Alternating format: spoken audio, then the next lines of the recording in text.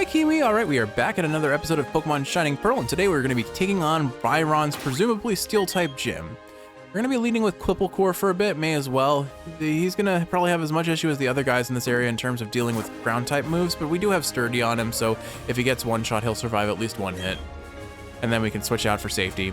Hey there, champ-to-be. The gym leader here uses Steel-type Pokemon. Steel-type Pokemon have high defense, so you'll have to hit them hard. As much as I'd like to use Celestabetha, I am terrified of one stray ground or rock type just wiping her out. Steel represents an unbending spirit. If you never give up, the path to victory reveals itself. I do not remember how the gym puzzle here works, but anything is more interesting than Fantina's gym, where we're just doing basic math. Oh goodness, we are starting with a Steelix. So, fun fact about Steelix, well, Kiwi, you already probably knows, because you use Steelix on your, Omega Ruby team. But Steelix has one of the highest base defense stats in the game at this point in the generations. It was like base, I don't want to say it's at base 200, but I think it is, and that is insanely high for a Pokemon. That said, it is quad weak to Earthquake, unless it's part ground type. I forget. It's either Steel Rock or Steel Ground. Oh, you have Ice Fang. That's cute. I'd be more concerned about that if I didn't have a very decent defense. I guess I use Earthquake a second. I'm gonna try and finish this off with Rock Smash, although I'm not convinced it'll knock it out. It should at least do double damage with super effective fighting is super effective against Steel and Rock. Again, I think Steelix might actually be a part ground type, so it's not quad effective, nor is Earthquake. I never gave up, but I still failed to win. Anyway, so in the last episode, we were kind of talking about my competitive history a little bit. Let's see, what does this do if I stand on the, okay. Oh my goodness, if this was real life, I would be terrified of that. I would probably scream if I stepped on one of those and went rocketing into the sky. And I would definitely fall over, especially with how fast that moves. That's not safe at all. A Pokemon gym isn't only about seeing how tough your Pokemon happen to be. It's so much deeper than that. It's a test of you as a person. Than just that. Oh gosh, I am still underslept. I mean, that's when am I not underslept, frankly? Rarely, but right now, most certainly. Anyway, so I was talking about my competitive team. In the last episode, we established that at minimum I had Skarmory, Blissey, Gengar, and either Salamence or Scrafty, depending on whether I was playing in a tournament or playing with friends.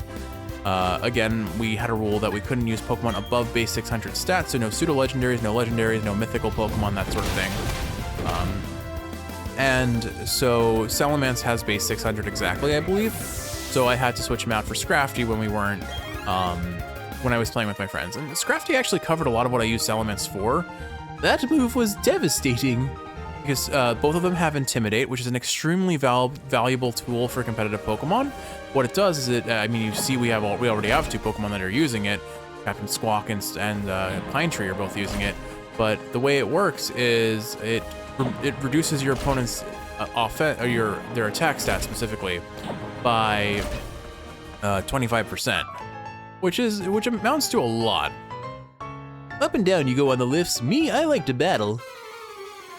And so first off, when I switch them in, they lower my opponent's attack stat, which made them a good defensive core in their own right. Like they were my offensive core, but they were a good strategy for dealing with physically offensive Pokemon that my other defensive options maybe didn't want to face, like fire types, because I use Skarmory for my defense, my physical. Fire types or electric types would be a good example, because both of them had some resistance to electric type. Salamence obviously has the flying type, secondary type, so it did have a weakness to electric types, but it also resisted them partway because of Dragon, so it ended up being net neutral damage. And then they also each had a Dragon move, Dragon Claw, for both of them being a solid base damage, good accuracy, Dragon type move. I believe I ran Ice Punch and Drain Punch on Scrafty, and then just Crunch as my final move. So Ice Punch is good. Ice type, it's funny. Ice types have amazing offensive coverage and the worst defensive coverage imaginable. They are weak to so many things, barely resist anything. Ice type Pokemon are considered among the worst in competitive because of that reason.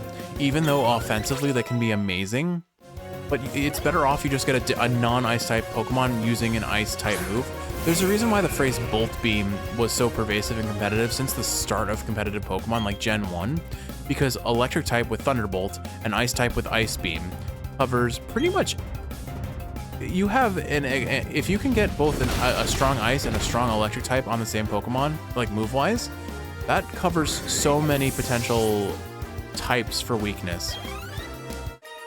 So it was always a valuable setup to have. You've got me feeling down.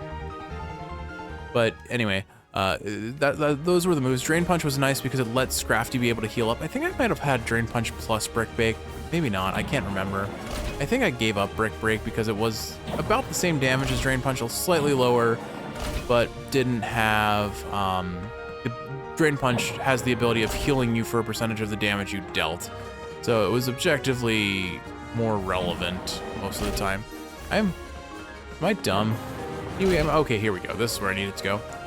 There are only so many directions. There are only so many paths I can take. Whipple's Core is holding his own pretty well. I'm gonna heal him up with a potion real quick, just so that we're topped off. Not enough HP to survive with Sturdy, though, but we'll risk it. An ace has the knowledge and experience of battling at high levels. I'll demonstrate what that means to a noob like you. Anyway, so those are my offensive core. They had Intimidate to be actually some degree of defensive as well, but then they just had really good offensive tools. I think my Salamence had Earthquake, Rock Slide. I had the option of using Stone Edge instead of Rock Slide, but like many moves that have a lower base accuracy, I just did not want to get suffer the consequences of a miss. And with Salamence, who had a reasonable amount of bulk, but was still on the squishier side, especially if you're facing any sort of rock type move, or ice type move rather. I didn't want him taking hits, so I wanted to make sure that I could, even though Rock Slide had lower damage base than Stone Edge, it still was pretty solid damage. So I'm pretty sure I used that as an alternative. And then it had Roost for healing to try and keep it on the field longer. So yeah, Dragon Claw, Earthquake, Rock Slide, and Roost were its moves, I believe. And it worked pretty well for my Salamence, I have to say. And then my other offensive core was Gengar, and we talked about Gengar. So what were my, what I call switch Pokemon? The two slots that I left open that I would mess around with on a whim. Well, one of them was pretty commonly Togekiss. I loved Togekiss in the worst way possible. So anyone who has suffered the Serene Grace strategies knows where this is going, and I apologize for the existence that I am. But it was such a fun strategy for me. Namely, wow, I'm in the mood to sing a lullaby. That's a weird thing to say after losing. Just say you're humbled or something, I don't know. Anyway, so Serene Grace is an ability, and that ability that Togekiss gets makes it so the chances of secondary effects of moves are doubled. So for example, if a move has a 30% chance of flinching a Pokemon, like Air Slash does that Togekiss can learn, that now becomes a 60% chance of flinching an enemy Pokemon. Pokemon and people have worked together for many years. Let us show you an example of that history. And so the strategy was, so this Togekiss had Roost for healing. It had, I want to say, Aura Sphere for type coverage. It had Air Slash for damage, and it had Thunder Wave for paralysis. What you do is you paralyze your opponent. Now they're slow, so your Togekiss is most likely going to be attacking first, which is important because if Togekiss doesn't attack first, it can't flinch a Pokemon with Air Slash. So you paralyze the Pokemon, now it has a 25% chance of not moving because of full paralysis. Then you hit them with Air Slash, which has a 60% chance of flinching them. So I'm not going to do the math to get the exact numbers on that, but basically your opponent has a very high chance of not getting to move on their turn. And it is a toxic strategy if there ever was one, and I acknowledge that, and I have friends that hated me for using Togekiss. And mind you, I did switch Togekiss out. Like, I would use it when I was taking things seriously and switch it out for casual friends, not you know, to not Mario Party my friend group, you know, not ruin friendships every time. But that was my strategy with Togekiss. I could have it use, oh, actually, you know what? It didn't use Roost, it used Soft Boiled because it could learn that as a baby, as an egg move. For context, Kiwi, egg moves are basically moves that Pokemon can inherit from their parents when you breed them. Breeding is far more complicated than you would think in this game. Basically, a number of things. One, you can, the Pokemon that is bred can inherit base stats, not base stats exactly, but IVs. It can inherit IVs from its opponent, from its parent. IVs were the number of 0 to 31 that just raises the base stat of, or the stat of a move, the final stat number of a move, the final stat number, so HP, attack, defense, so on and so forth. It raises each of those stats by 0 to 31. So obviously the higher it is, the better, with some exceptions, particularly with Hidden Power. Hidden Power was a move that type and base power was based on the IV spread of your Pokemon. So sometimes you wanted to have slightly lower IVs to get a better type or base damage. Maybe not base damage, but definitely type. A spectacular loss, but it's still a loss. But they can inherit the IVs. The abilities can be inherited. The species of Pokemon that it ends up hatching into depends on, I believe, the mother. It always matches the mother, but then the father is more likely to pass on something else, I forget. But I believe both parents could deliver could potentially give egg moves. But that's all I mean. So if you bred appropriately, you could get a Togepi with Soft Boiled. We're coming out swinging with super heavy judo chops. But the idea was basically survive my opponent by healing when I get below 50, or when I anticipate getting below 50 HP, and then wait until they couldn't move to either fully heal or just continue damaging. And it was such a funny combination of just denying my opponent the ability to play the game the way they want to. And then for my final slot, there was a time where I'm like, okay, if it's allowed, I'll run either Jirachi or Shaman, who can also use the exact same strategy. Ooh, not a fan of that sound. Jirachi gets, I think it's Iron Head, which is a Steel type move with a 30% chance to flinch in a Pokemon, can also learn Thunder Wave and get Serene Grace as its ability. Shaman, in its base form, its normal form, the one that looks like a proper hedgehog, does not have Serene Grace, but its Sky form, which is unlocked by having, I think having it hold a specific item, does. It becomes Grass Flying in that form and looks more like a weird dog type thing. Basically, if I told you it was potentially an evolution, you might believe me, although it's probably too small to really believe me. But basically, and it can get Air Slash, Thunder Wave, and Serene Grace. So, point being, I once thought upon a time of doing nothing but a strategy involving only that sort of team setup, but even I'm not that toxic. That just sounds awful. Not to mention it's hard countered by any Pokemon that has Inner Focus, a ability that prevents the Pokemon from flinching, or a Pokemon that has like Magic Bounce to reflect Thunder Wave, that sort of thing. Because if yours, honestly, the strategy falls apart if your Pokemon is slower than the opponent because you're not going to be able to reliably flinch them. So, in other words, if your opponent reflects Thunder Wave back at you, your user gets paralyzed and now they're too slow to ever flinch something. That was a complete trashing.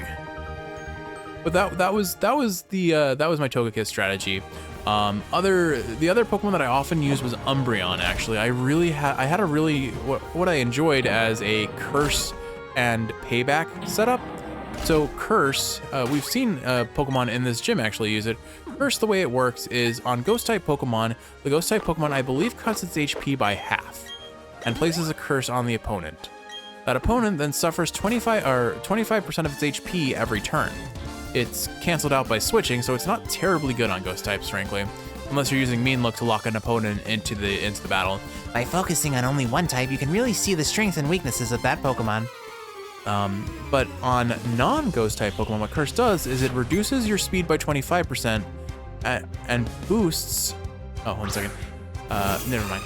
Or is it 25%? It might be 50%. I guess it's 50%. It reduces your speed by 50%. I don't know. When it's stat boost, it's easy. It's 50%, then 100, then 150, then 200. For reduction, it's reduced by 50%. So I don't know. I'm not gonna think about it too hard. We're gonna switch out here because why is a steel type gym trainer using an Azumarill? That feels like cheating. Star Gecko could probably handle it, but I don't want to set him. I don't want to switch him in for tanking a hit.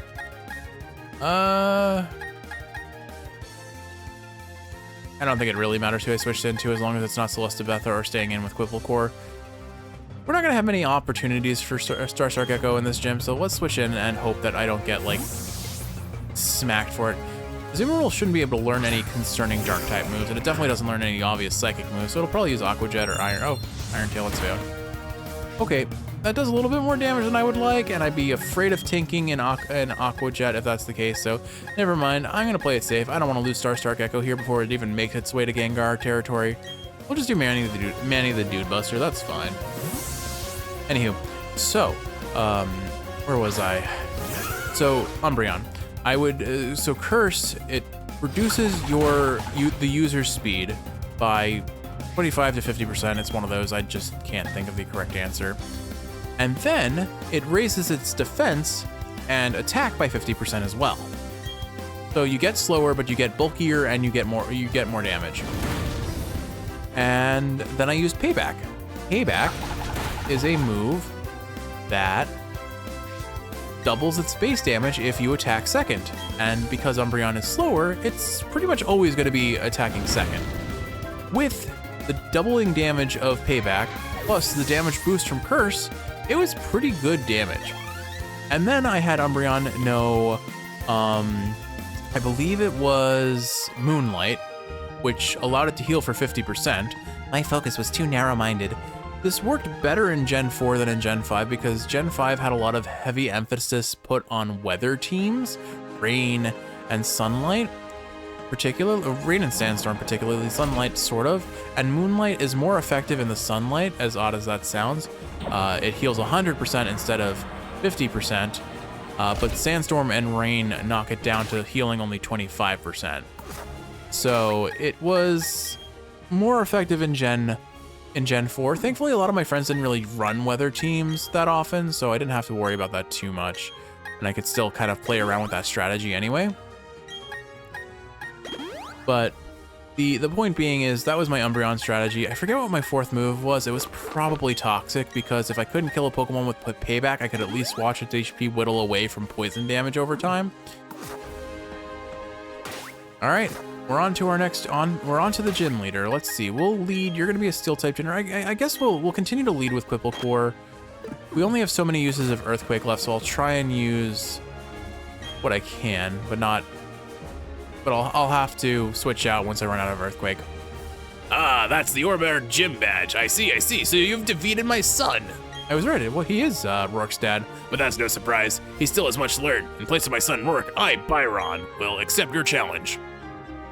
I like your shovel, Byron. You could fight with that. His something about his jawline and his beard look kind of weird and off. No matter. All right, he's got 3 Pokemon. Seems like he's having a good time. Starting off with a Bronzor. All right, so that's a problem because Bronzor actually has Levitate, and I can't do much about that. This actually would have been the Pokemon to lead with against, or have Celestabetha lead against, because I don't think it has a lot of good answers against Celestabetha. Granted, it could learn Bulldoze. It's telling me Earthquake is super effective, but I am very confident this Pokemon has Levitate. So I think what I'm gonna do is I'm gonna switch out switch out to Manny the Dude Buster and let him deal with this one. It's a specially offensive Pokemon, and Manny the Dude Buster has one of our best special defense options, so I think this is the call. What are you gonna start with? Trick Room, okay. So he's a Trick Setter. So Trick Room, I think I've talked about a little bit, is an often used strategy in competitive Pokemon.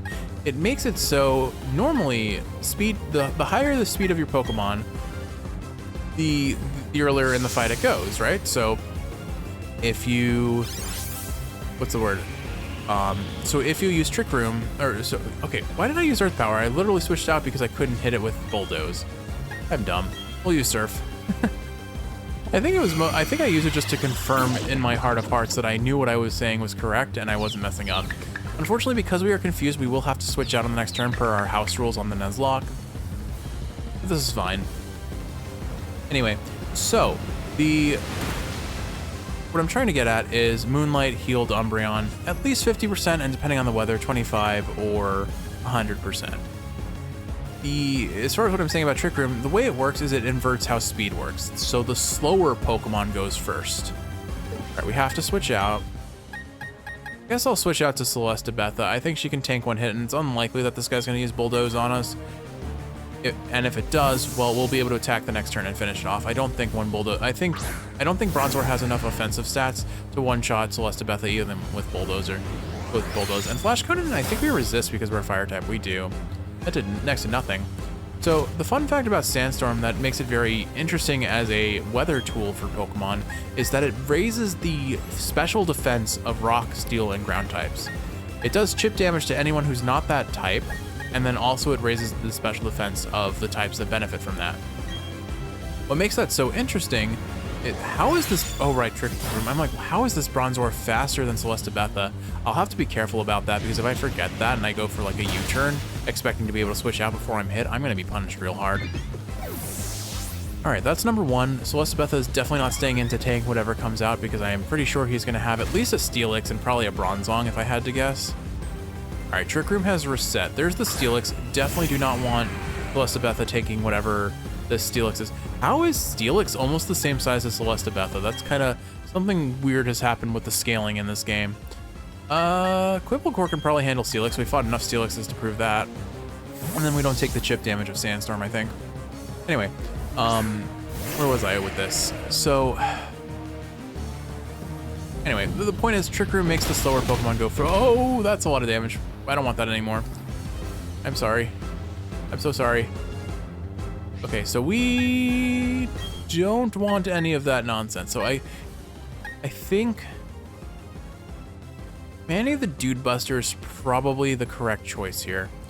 Should be able to tank the Earthquake, or I predict the Earthquake and intimidate this guy. It will probably use Earthquake again or reset the Sandstorm. I'm gonna switch out to Pine Tree. If he uses a Rock type move, I'm gonna have a very sad moment for our bird friend. All right, moment of truth. Does he for some reason choose to use a Rock type move against a Rock type Pokemon? Usually the AI isn't that good. Okay, good, we predicted him. That'll drop his attack stat, and now we're gonna U-turn out of here. Not that it's gonna do much damage, but if the Steelix has Sturdy, that'll prevent it from being able to use its Sturdy ability, and we're gonna switch into Manny the Dude Buster for the finishing move.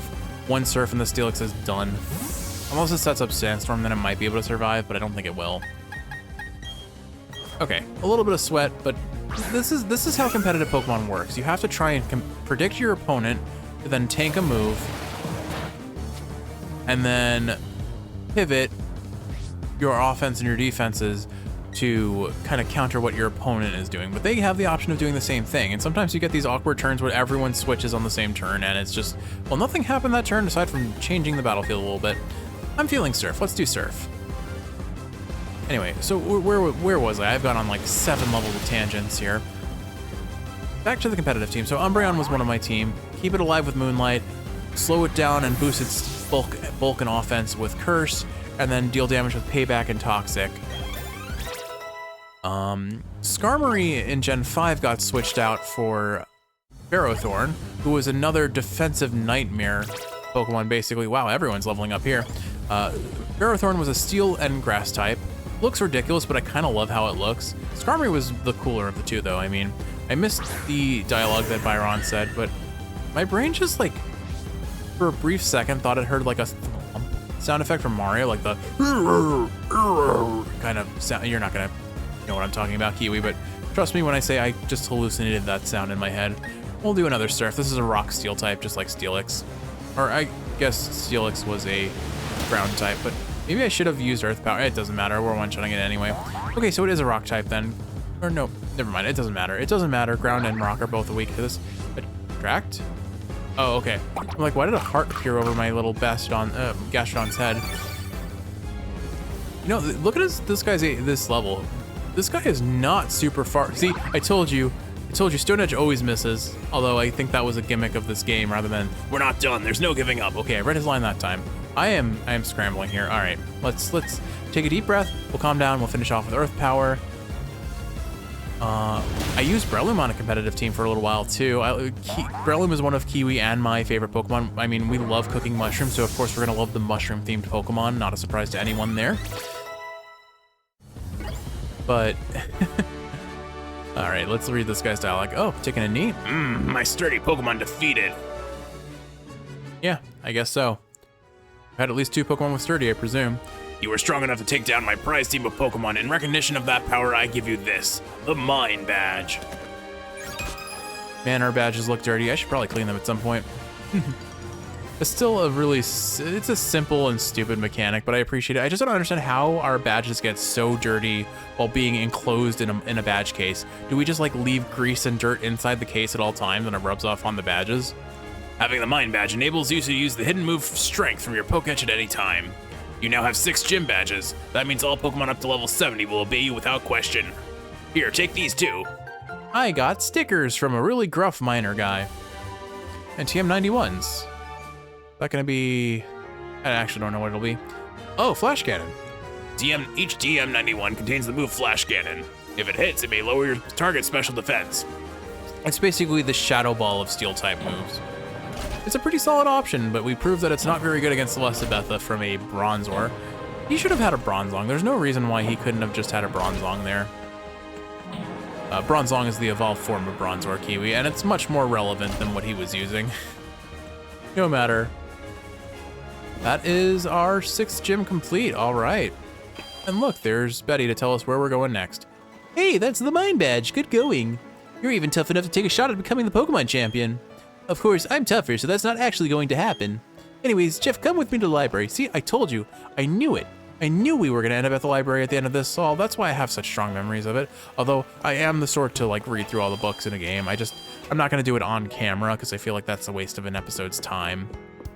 Kiwi, if you want me to come back and read these, let me know, and I'll do it in a separate episode, I suppose. Core is kind of hurting from that earthquake it tanked, but we're fine. I will probably forget to heal him up and panic in the next episode, but the next episode is going to be recorded in a couple days, so we'll see. Actually, I might end up taking a little bit of a break from Pokemon again. We're coming up on Christmas, and I have an idea for what I want to do around the Christmas time, so in lieu of discontinuing Hades, which I want to keep going, considering I have so many episodes pre-recorded at this time, I'll probably take a break from Pokemon and do a couple other, like, more artsy videos, and, well, maybe not artsy, but more personal videos, and then play a new game for a little bit, and then switch back into this again. But don't worry, Pokemon will come back, that I promise. Hey, Jeff, over here, this way. Oh, look, it's these two. Okay, Gramps, I brought Jeff, like I said. And now I'm out of here. Okay, I get it. Everyone's finally here. Listen up. You may have forgotten already, but I studied the evolution of Pokemon. Them taking that many steps to move such a small distance just looks so jank to me. The more I study, the more mysteries appear and multiply. There are some Pokemon that evolve, and others that don't. That's because Game Freak hasn't developed their evolutions yet. Just give them a couple generations and it'll happen, don't you worry. That or they'll at least get a regional form that then evolves. What makes them different from each other? Do immature ones evolve into ones that are more mature? I'm not doing his voice right today, I don't know. If so, what do we make of the legendary Pokemon that don't evolve?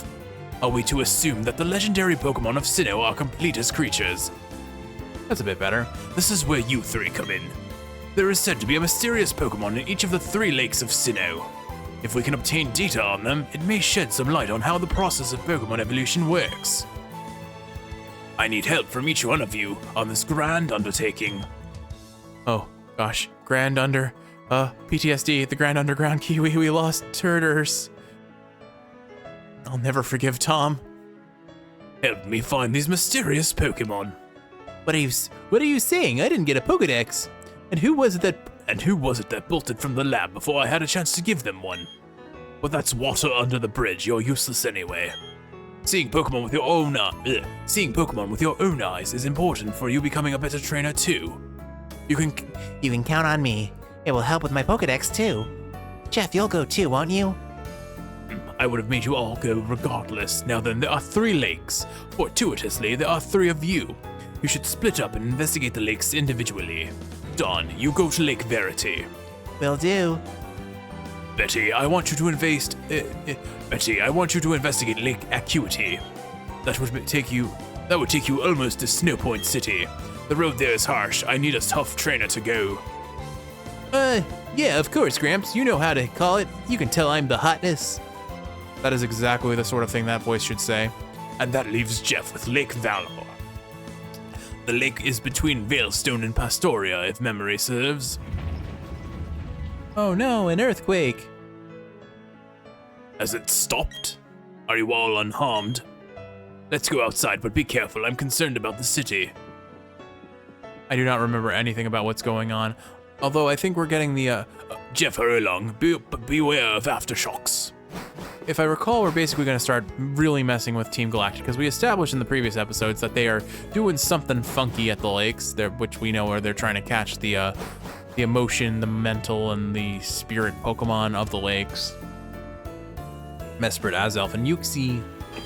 My brain still says there's supposed to be a fourth one. I don't know why. I know I'm doing that probably because of the Genie Pokemon from Gen 5 getting a 5th edition because of Legends Arceus, but I don't think that's why. Whoa, that tremor, that wasn't a natural occurrence. How do you know that? Hey, old dude and kid, something big just happened. They're saying there was a huge explosion at Lake Valor. Kaboom! My brain just immediately started playing a ad from Billy Mays, thanks to all the ads we've watched from Doug. Like that. Thanks, random guy who came to just say that and then leave. Gramps, I'm going to the lake. I have a bad feeling about this. Presumably what we're going to do is we're still going to end up going to Lake Valor. Oh wait, that's the one we're supposed to go anyway. But Betty can't sit still. Jeff, I'm worried about Lake Valor. However, I have no idea what is taking place. You must find out. But before you go, I can't stress this enough. Don't get in over your head. We will try to join you as soon as we inspect Lake Verity. You'll be okay, won't you, Jeff?